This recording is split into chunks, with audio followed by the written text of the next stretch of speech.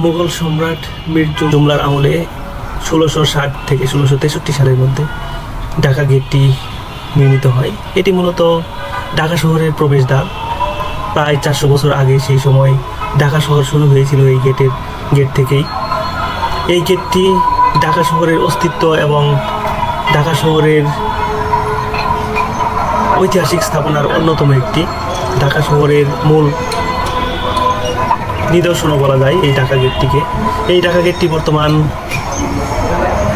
ঢাকা বিশ্ববিদ্যালয়ের জুয়েল চত্বরের পাশে 3 নেতার মাজারের সাথেই অবস্থিত। এই গেটটির উপর দিয়ে চলে গিয়েছে ঢাকা মেট্রো রেল।